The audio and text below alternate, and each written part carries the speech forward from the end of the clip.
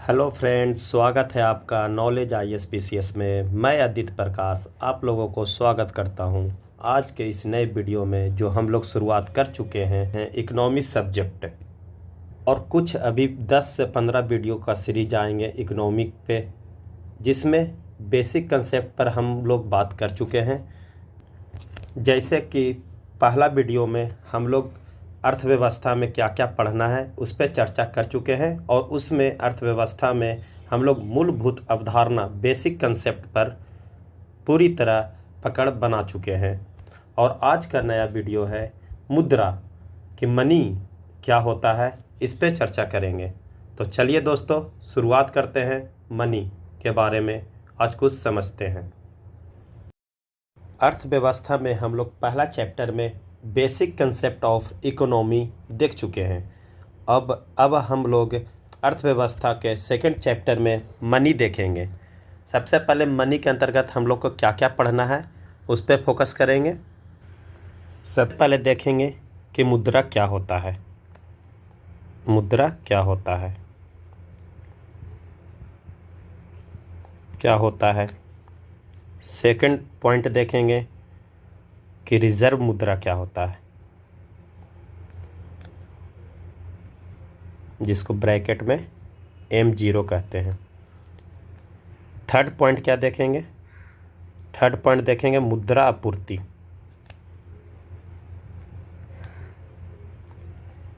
Money supply. Fourth point क्या देखेंगे, मुद्रा गुणांक। और फिफ्थ पॉइंट क्या देखेंगे, मुद्रा के प्रकार। मुद्रा के प्रकार। और सिक्स पॉइंट देखेंगे मनी मार्केट। मार्केट और उससे संबंधित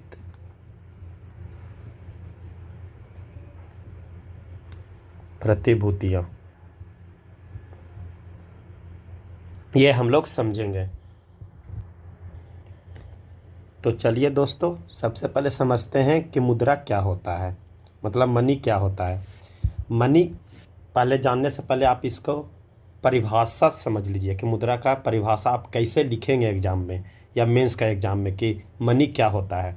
तो मनी अर्थव्यवस्था का आधार होती है, जिसके द्वारा हम वस्तुओं एवं सेवाओं को खरीद और बेच सकते हैं। इसी को हम मुद्रा कहते हैं। जिसमें इसमें आप कुछ पॉइंट नोट कर लीजिए। सबसे पहले आप मुद्रा में पहला पॉइंट ये नोट कीजिए कि मुद्रा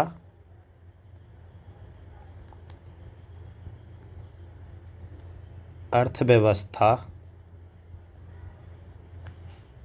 का आधार होती है।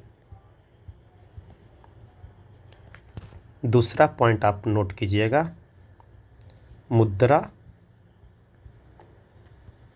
के द्वारा हम वस्तुओं एवं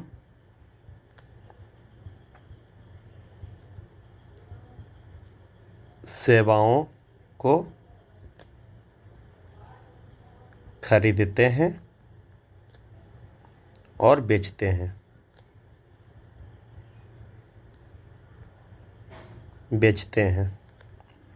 और थर्ड पॉइंट आप इसमें नोट कीजिएगा, मुद्रा को विनिमय के माध्यम के रूप में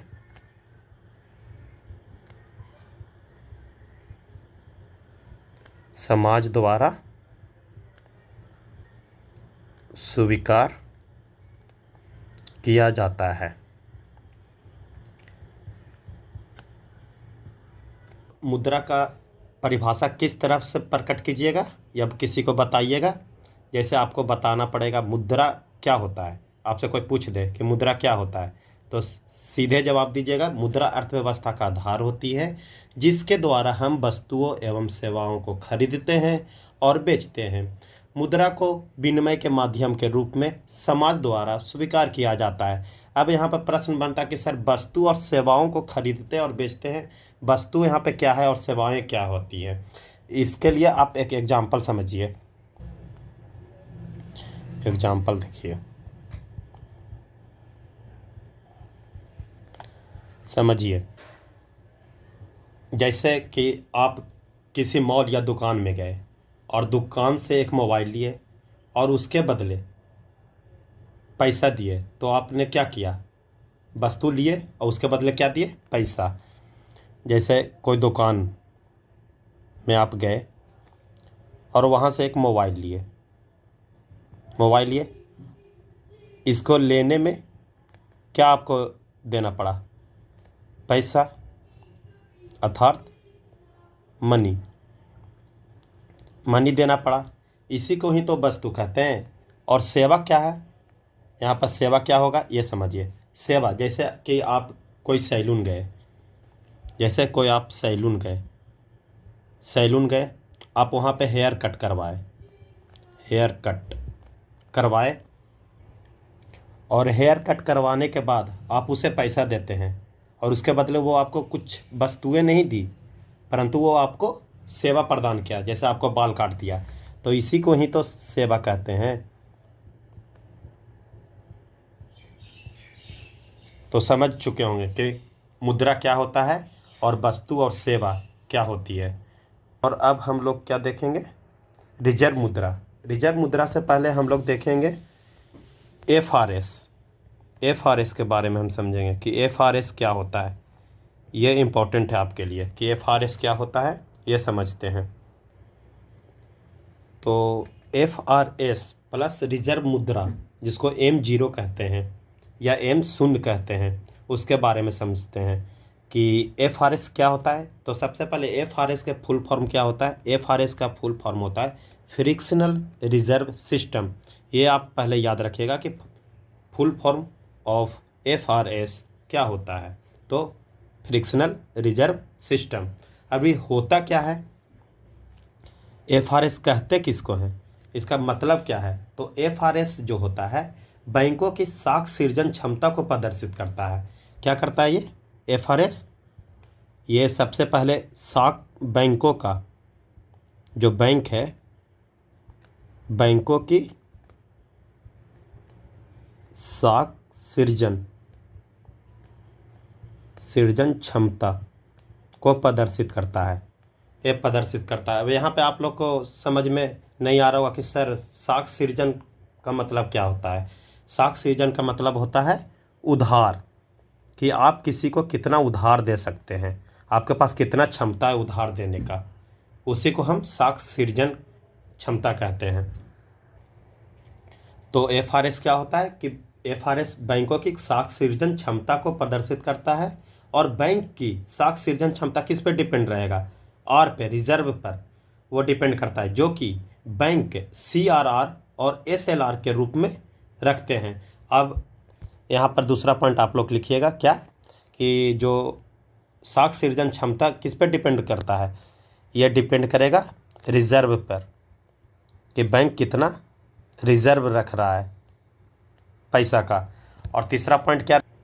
बैंक किस रूप में पैसा को रिजर्व रखता है? सीआरआर और एसएलआर के रूप में।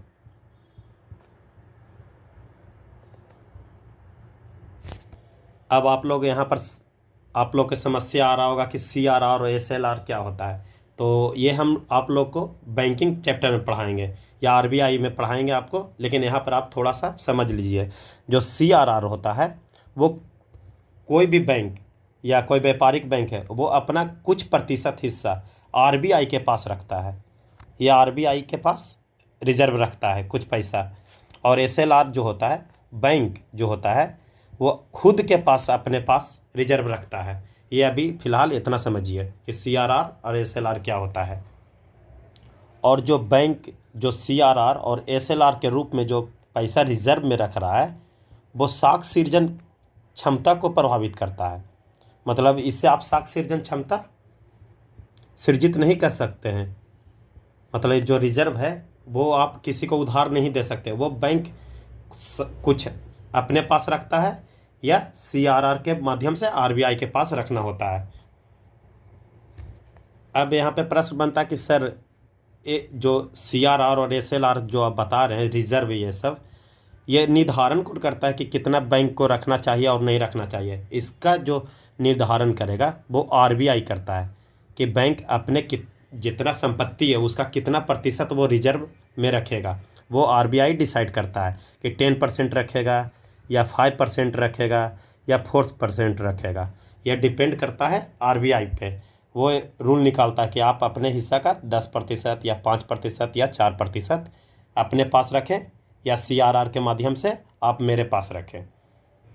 तो आप एक लाइन में कैसे एफआरएस को परिभाषित कीजिएगा कि जैसे बैंकों की साख सृजन क्षमता को प्रदर्शित करता है। सबसे पहला पॉइंट आप ये बताइएगा। दूसरा पॉइंट ये बताइएगा कि बैंकों की साख सृजन क्षमता को ये बताता है।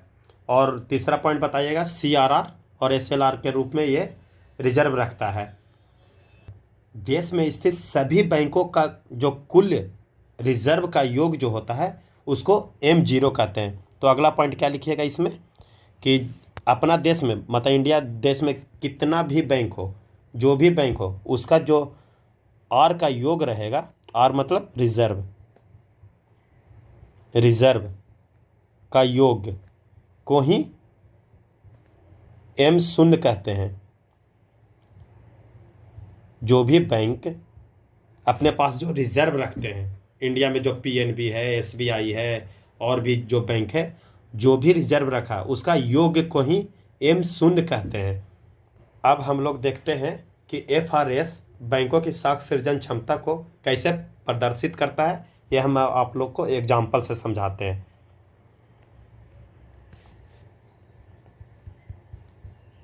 एग्जाम्पल से समझिए।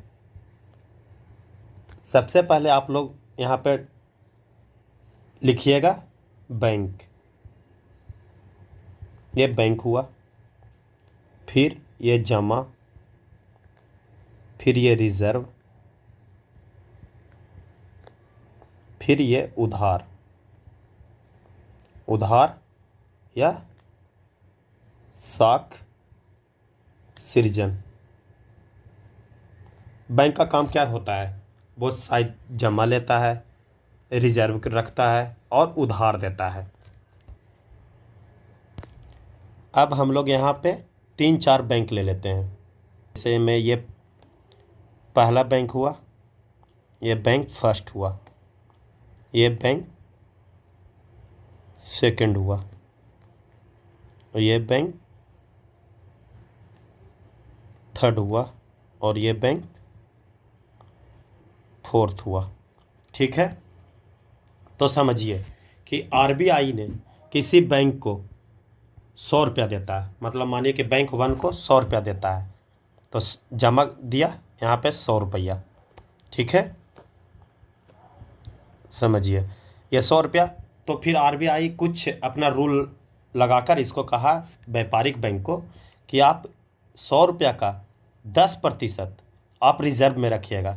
तो 10% रिजर्व में रखा, मानिए 10% रिजर्व में रख लिया, तो यहाँ पे कितना बच गया? 90 रुपया। सॉरी, ये 90 रुपये यहाँ पे नहीं, यहाँ पे 10% रिजर्व में रखने कहा। ठीक है, अब 10%, 100 का 10% वो रिजर्व रख लिया, तो बाकी वो कितना उधार दे सकता है?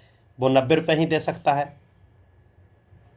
ठीक है, ये 90 रुपया किसी व्यक्ति द्वारा, ये बी व्यक्ति को, मानिए कि बी पर्सन को ये 90 रुपया बैंक द्वारा लिया गया। ठीक है, अब बैंक से लिया बी कोई पर्सन लिया 90 रुपया, तो यह क्या करेगा?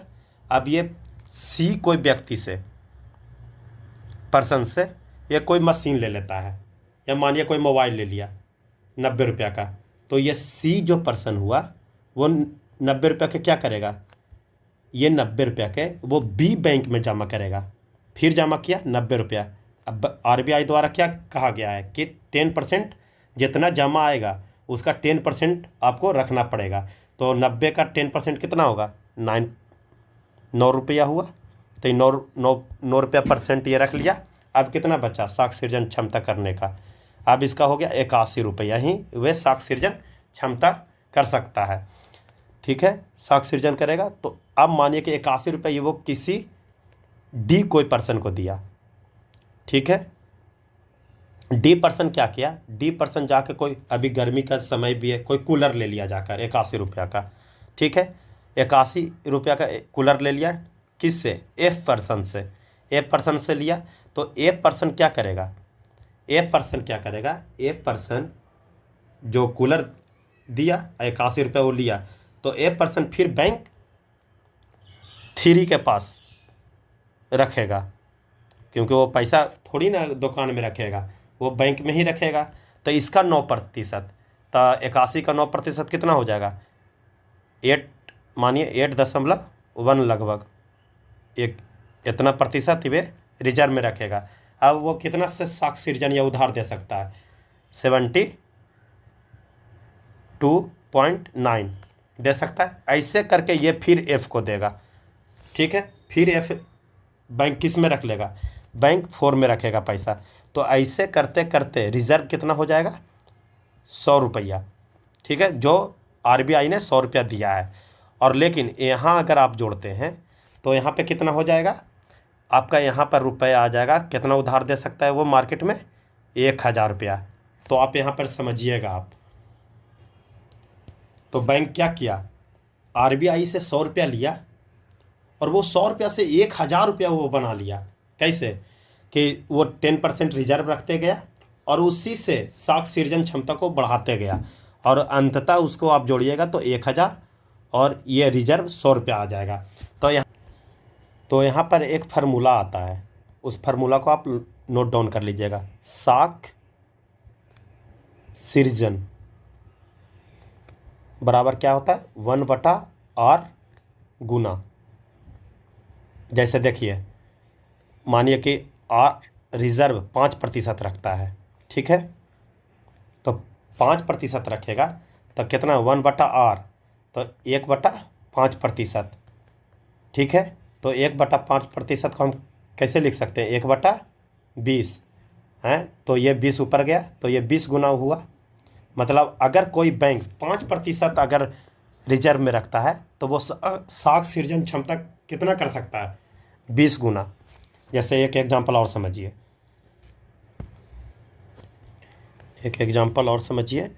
एग्जांपल जैसे कोई बैंक अपने पास रिजर्व 20% रखता है, तो इसी फार्मूला पे बैठाइए। कैसे? 1/20, 1/20 हुआ प्रतिशत। ठीक है, तो 1/20 ये हुआ 1/20 नहीं, डिवाइड करेंगे तो 20 का 20, 40, 60, 85, 55, 100। तो ये 5, 1/5 आएगा ना। मेरा इससे भी सी सेट बहुत कमज़ोर है, तो यहाँ पे डिवाइड करेंगे तो 5 आएगा। 5 तो कितना गुना किया? ये ऊपर जाएगा तो 5 गुना। ठीक है, तो यहाँ पे डिपेंड कर रहा है कि आप कितना रिजर्व रख रहे हैं। अगर 20% रखते हैं तो 5 गुना आप साख सृजन क्षमता को या किसी को उधार दे सकते हैं। अगर आप 5% रखते हैं तो 20 गुना आप उसको उधार दे सकते हैं किसी पर्सन को। तो इसी को ही FRS कहते हैं। और अब आगे हम लोग समझेंगे M0 क्या होता है। M0 को ही आरक्षित मुद्रा भी कहते हैं और उच्च मुद्रा शक्ति भी कहते हैं। तो कैसे कहते हैं वो समझते हैं। देखिए, जैसे में जो R होता है ना रिजर्व, जिसके R का मतलब आप लोग समझिएगा रिजर्व। जो रिजर्व होता है ना वो बैंकों की साख सृजन को बतलाता है, और यही वित्त कर्मानुपाती होता है बैंकों का। तो यहाँ पे फार्मूला होता है R बराबर R वित्त कर्मानुपाती 1/साख सृजन। साख सृजन आप यहाँ पर समझिएगा कि M0 कैसे निकल रहा है। सबसे पहले तो आप यहाँ पे ये बताइए कि आर का निर्धारण कौन करता है, मतलब इसको निर्धारण कौन करता है, तो निर्धारण इसका कौन करता है, आरबीआई, ठीक है, द्वारा इसको निर्धारण करता है कितना प्रतिशत रखा जाता है।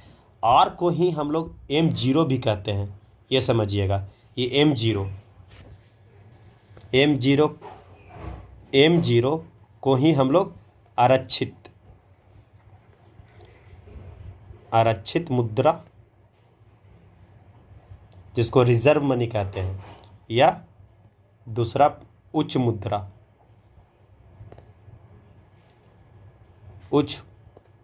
शक्ति, जिसको हम लोग कहते हैं हाई पावर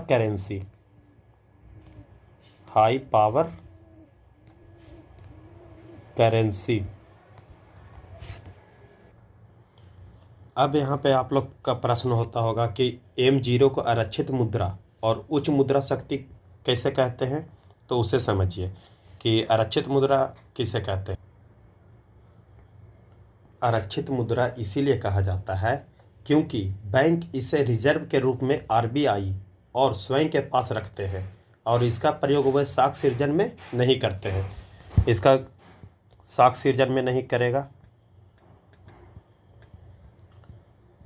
क्यों नहीं कर पाएगा, क्योंकि वो 10% या 5% वो खुद के पास रखता है रिजर्व, कि जब कोई बैंक कंगाली पे आ जाए या कोई किसी बैंक बहुत ही स्थिति खराब आ जाता है, तो वो वही रिजर्व कोष से निकाल कर अपने ग्राहक को 1 लाख या 50,000 रुपया डोनेट करता है। उच्च मुद्रा शक्ति किसे कहते हैं, तो उच्च मुद्रा शक्ति उसे कहते हैं जो बैंकों के साख सृजन क्षमता को प्रभावित करता है। कैसे, जैसे 10%, 5%, ये सब कितना एक बहुत बड़ा रकम हो जाता है, वो पैसा कहीं भी यूज नहीं होता है, वो चुपचाप बैंक होता है, बैंक चुकड़ी, जो हम लोग बचपन में एक मिट्टी का जो बर्तन टाइप का रहता था उसमें हम लोग रिजर्व रख देते थे कि जब ज़रूरत पड़ेगा तो हम इसे निकालेंगे। इसी तरह में ये रखा जाता है बैंक को में पैसा करके, तो इसका उपयोग हम लोग कभी भी उधार देने में या लेने में नहीं करते हैं, इसीलिए उच्च मुद्रा शक्ति भी इसे कहते हैं। तो यहाँ पर ये देखिए कि आर व्युत्क्रमानुपाती किसका होता है, साख सृजन का। जैसे कि अगर रिजर्व बढ़ेगा, मानिए एग्जाम्पल कि अगर रिजर्व बढ़ गया तो साख सृजन क्या होगा, साख सृजन क्षमता कम जाएगा। इस पे डिपेंड करता है कि अगर ये 5% है तो वो साख सृजन कितना करेगा, जैसे जितना ये रिजर्व में रखेगा उतना साख सृजन क्षमता इसका घट जाएगा, और जितना कम करेगा वो साख सृजन क्षमता बढ़ जाएगा, इसीलिए व्युत्क्रमानुपाती होता है। ओके, अब हम लोग यहाँ पे देखेंगे M0 के 3 घटक होते हैं। M0 का मतलब क्या, रिजर्व मनी के 3 घटक देखते हैं क्या क्या होता है। सबसे पहले M0 के अंतर्गत 3 घटक क्या क्या होगा। पहला, जनता के पास करेंसी,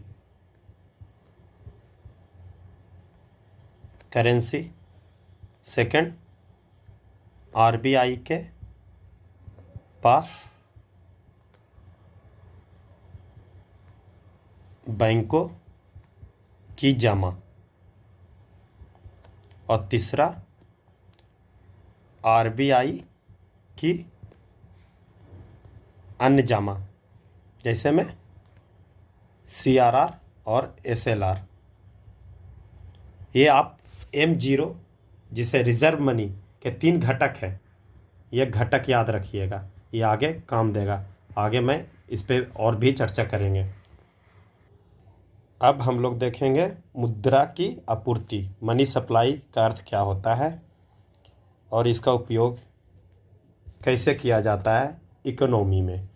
तो सबसे पहले हम लोग देखेंगे कि मुद्रा की आपूर्ति का अर्थ क्या होता है। मुद्रा की आपूर्ति का अर्थ होता है बाजार में चलन में मुद्रा। सबसे पहला पॉइंट लिखिएगा आप लोग, बाजार में चलन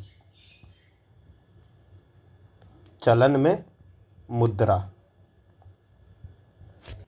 चलन का मतलब सर्कुलेशन, लेसन। अब यहाँ पे आप लोगों के दिमाग में चल रहा होगा कि सर चलन का अर्थ क्या होता है। चलन का अर्थ आप जो समझ रहे हैं चाल चलन, वो नहीं। चलन का मतलब होता है व्यवहार में कितना प्रयोग हो रहा है। व्यवहार का मतलब कि वैधानिक मुद्रा में कितना रुपया बाजार में ट्रांसफ़र हो रहा है और आ रहा है। यह ना कि 200 का नोट, 2000 का नोट, सॉरी 2000 का नोट जो आजकल बंद हो चुका है वो आपको चलन में नहीं है, उसको हम मुद्रा की आपूर्ति मतलब मनी सप्लाई के अंतर्गत नहीं रखेंगे। चलन मुद्रा का दूसरी भाषा में समझिए कि क्या होता है। ये है ना कि आप किसी परिवार के पास, जैसे हम लोग के मम्मी या दीदी के पास पैसा जमा करके रखी रहती है बेड के नीचे या बैंक चुकड़ी में जिसको बोलते हैं, वो छुपाया हुआ पैसा को हम चलन मुद्रा नहीं बोलेंगे। और ना ही काला धन को, जो कि ब्लैक मनी रहता है, उसको भी हम मुद्रा की आपूर्ति के अंतर्गत नहीं रखेंगे। तो इसमें आप नोट कर लीजिएगा, इसमें मुद्रा की आपूर्ति में क्या क्या नहीं शामिल होगा।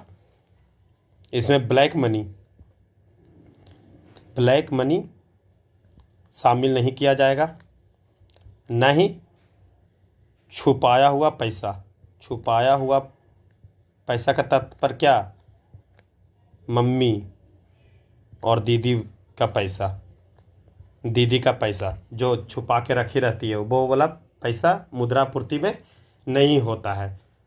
मतलब मुद्रा जो मनी सप्लाई के अंतर्गत ये सब नहीं आता है। और इसमें हम लोग 4 घटक याद रखेंगे कि इसमें मुद्रा पूर्ति के 4 घटक आप लोग याद रखिएगा कि 4 घटक क्या क्या होता है। सबसे पहला घटक होता है जनता के पास करेंसी। दूसरा, बैंकों की मांग जमा या जमाएं, जैसे में कासा याद रखिएगा, करेंट अकाउंट और सेविंग अकाउंट। तीसरा,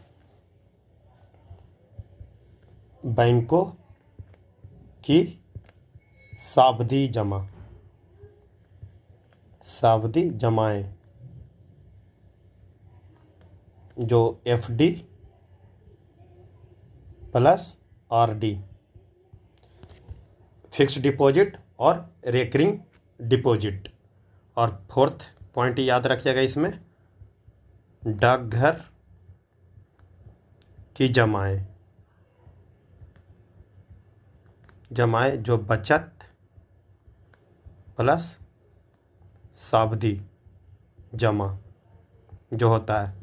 तो आप यहाँ पर मुद्रा की आपूर्ति का मतलब क्या समझते हैं कि बाजार में जो चलन हो, जो पैसा का सर्कुलेशन हो, आदान प्रदान हो, व्यवहार में हो, ना कि जो व्यवहार में ना हो। जैसे मैं 2000 का नोट, वो व्यवहार में नहीं है, उसको हम मनी सप्लाई के अंतर्गत नहीं रखेंगे। तो यहाँ पे एक आयोग का भी गठन होता है जो RBI द्वारा बाजार में मुद्रा की आपूर्ति की तरलता, जो मुद्रा की आपूर्ति का मतलब ही होता है तरलता का पता लगाने के लिए एक आयोग का गठन किया जाता है। कब? 1997 में, याद रखिएगा। RBI के द्वारा एक समिति का स्थापना किया जाता है कि बाजार में मुद्रा की आपूर्ति को कैसे पता लगाएं। तो गठन किया जाता है। तो उन्होंने मुद्रा की आपूर्ति के लिए एक M1, M2, M3 और M4 का सुझाव देते हैं। सुझाव दिया कौन? जो समिति बैठा था, जो RBI द्वारा 1997 में जो समिति बैठाया गया, तो उस समिति ने एक सुझाव दिया कि M1, M2, M3, M4 category में बांटा गया। तो सबसे पहले हम समझेंगे कि M1, M2, M3, M4 क्या होता है। तो सबसे पहले हम लोग देखेंगे M1 के बारे में। M1 के बारे में, M1 क्या होता है? M1 को हम संकीर्ण मुद्रा कहते हैं, जिसको नैरो मनी भी कहा जाता है। तो सबसे पहला इसमें पॉइंट आप नोट डाउन कीजिए कि यह एक संकीर्ण मुद्रा है। मुद्रा है, ब्रैकेट में लिख लीजिए इंग्लिश भी, नैरो मनी। मनी भी कहते हैं। क्यों कहते हैं इसको नैरो मनी? क्योंकि इसमें तरलता सबसे अधिक होती है। सेकंड पॉइंट इसमें ये लिखिएगा, इसमें तरलता, तरलता मीन्स पैसा बहुत ही अधिक होती है, ये सबसे अधिक होती है। और अब हम लोग इसका M1 के अंतर्गत भी हम 3 घटक देखते हैं, वो भी आप लोग याद रखिएगा। इसमें पहला घटक क्या होता है? जनता के पास करेंसी। सेकंड, बैंकों के पास बैंकों की मांग जमाएं, मांग जमाएं। और थर्ड, RBI की अनजमाएं। अनजमाएं आपको बताए थे, CRR और SLR, ये सब जमाएं। जो M1 जो मुद्रा होती है, जो M1 ये मुद्रा है, वो जानते हैं, वो धन के निकासी या बैंकों में जमा से प्रभावित नहीं होती हैं। जैसे कि एग्जांपल से समझिए, है मानिए कि जनता के पास 100 रुपया है, 100 रुपया है, ठीक है। तो M1 का फार्मूला आप यहाँ पर क्या है? जनता के पास करेंसी, तो जनता के पास हम 100 रुपया माने, 100 रुपया। बैंकों की मांग जमाएं, ये जमा ही नहीं किया तो कितना हो गया? 0। और फिर RBI के अनजमाएं, ये भी नहीं है तो 0। तो कितना हो गया? जितना था उतना ही रह गया। एक एग्जांपल से और समझिए M1 के बारे में। देखिए, मानिए कि यदि जनता के पास बैंक में जमा कर दिया 100 रुपया, कि बैंक के पास जमा कर दिया, तो जनता के पास कितना बच गया? जनता के पास 0 रुपया बचेगा और बैंक के पास 100 रुपया, ठीक है। प्लस में जो 100 रुपये ये जमा करेगा, वो उसका कुछ तो प्रतिशत रिजर्व में रखता है बैंक, जो हम आपको FRS में बताएं। मानिए कि 10% रख दिया, ठीक है, 10%। तो अब यहाँ पर इसको देखिए, जनता के पास कितना बचा? 0। बैंक के पास कितना बचा? अब साक्षी जन कितना कर सकता है? 90। ये तो रिजर्व कर लिया 10। फिर भी क्या हुआ? अर्थव्यवस्था में फिर भी 100 रुपया ही है। तो इसीलिए कहा जाता है कि धन के निकासी या बैंकों की जमा से यह प्रभावित नहीं होता है M1, यह याद रखिएगा। अब हम लोग समझेंगे M2 क्या होता है। अब हम लोग M2 के बारे में जानते हैं। M2 और M1 एक ही होता है। NCERT के अनुसार M1 और M2 दोनों ही संकीर्ण मुद्रा, जिसे हम नैरो मनी कहते हैं, मतलब NCERT के अनुसार माना जाता है कि M1 और M2 दोनों ही संकीर्ण मुद्रा है।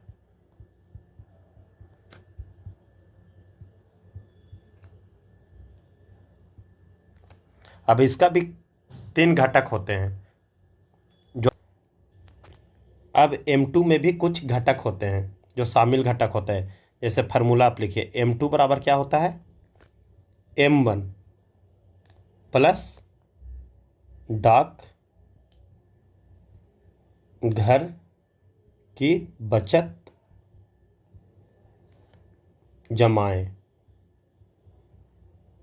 जैसे M1 के अंतर्गत क्या क्या है? M1 के अंतर्गत पहला, जनता के पास करेंसी प्लस बैंकों की मांग जमाएं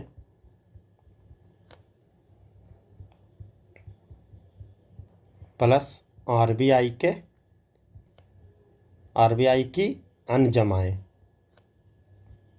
जमाएं, और ये वाला प्लस डाक घर की बचत जमाएं। समझ गए? पहले आप M1 वाला जो है 3 घटक, जो ये आप याद रखिएगा, पूछ दिया जाता है कभी भी PCS में, या कभी भी दरोगा, या आप भी कुछ भी IS PCS ये सब कुछ में भी आपसे पूछ दिया जाता है कि M1 में के अंतर्गत कौन कौन सी घटक शामिल है। तो सबसे पहले जनता के पास करेंसी, मांगों की मांग जमाएं, RBI की अन्य जमाएं, और वही M2 में M1 प्लस डाक घर की बचत जमाएं। अब हम लोग समझेंगे M3 के बारे में कि M3 क्या होता है। तो M3 के बारे में समझे। M3 को सबसे पहले व्यापक या सुलभ मुद्रा कहते हैं, ब्रॉड मनी कहते हैं। तो इसमें आप नोट डाउन कीजिएगा, M3 को क्या कहते हैं? व्यापक मुद्रा या सुलभ मुद्रा। इंग्लिश में लिखा कर लिए, ब्रॉड मनी, ब्रॉड मनी कहा जाता है। क्यों कहा जाता है? क्योंकि इसमें बैंकों की सभी जमाओं को शामिल किया जाता है, मांग और सावधि दोनों। मांग माने कासा, कासा आपको बताए थे, करेंट अकाउंट और सेविंग अकाउंट। M3 को व्यापक मुद्रा या सुलभ मुद्रा क्यों कहा जाता है? तो क्योंकि इसमें बैंकों की सभी जमाओं को शामिल किया जाता है, मांग और सावधि दोनों। तो इसमें एक पॉइंट और याद रखिएगा, इसमें क्या क्या सभी जमाओं को शामिल किया जाता है। जैसे में सभी जमाओं का मतलब मांग और सावधि जमा दोनों। मांग के अंतर्गत करेंट अकाउंट और सेविंग अकाउंट, और सावधि का मतलब FD और RD दोनों। इसीलिए इसे M3 को व्यापक मुद्रा कहते हैं। अब यहाँ पे इसका कुछ घटके होते हैं, उसको आप याद रखिएगा। तो M3 बराबर क्या होता है? M1 प्लस बैंकों की सावधि जमाएं। M1 तो आप जानते ही हैं, जो हम आपको बताए, जनता के पास करेंसी,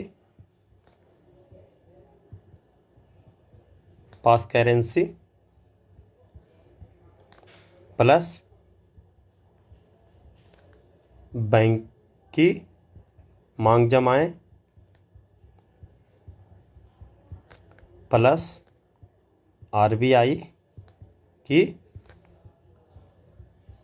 अन्य जमाएं, प्लस ये बैंकों की सावधि जमाएं।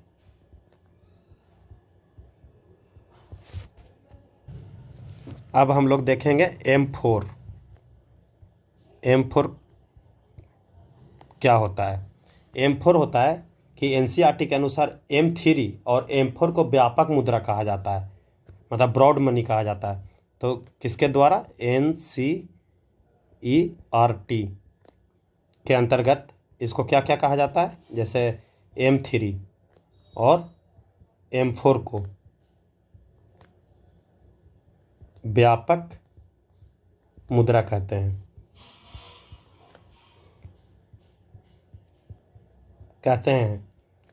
क्यों कहते हैं व्यापक मुद्रा?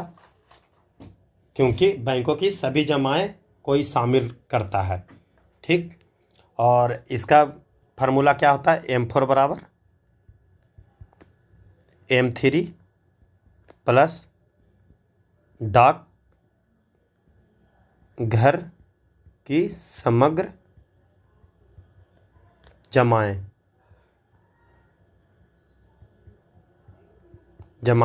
अब यहाँ पर M3 वाला जो फार्मूला है वो मेंशन कर दीजिएगा, अब प्लस डाक घर की समग्र जमाएं। अब M3 में आप वो भी लिख देते हैं। M3 के अंतर्गत कौन कौन था?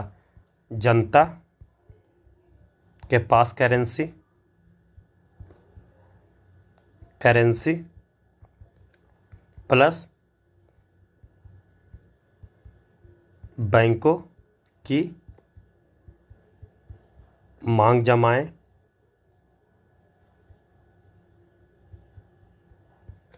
प्लस बैंक की सावधि जमा प्लस RBI के अन्य जमा।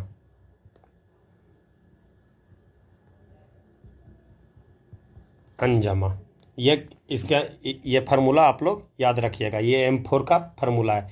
कहीं ना कहीं आपको एग्ज़ाम में ये पूछा जा सकता है स्टेटमेंट बना के, चाहे वो UPSC में, चाहे वो PCS के दे या अदर एग्ज़ाम में। तरलता के क्रम में घटते क्रम में सजाएं कि सबसे ज़्यादा M1 में पैसा ज़्यादा होगा कि M2 में या M3 में या M4 में। तो यहाँ पे एक प्रश्न आप ये नोट डाउन कर सकते हैं कि तरलता के क्रम में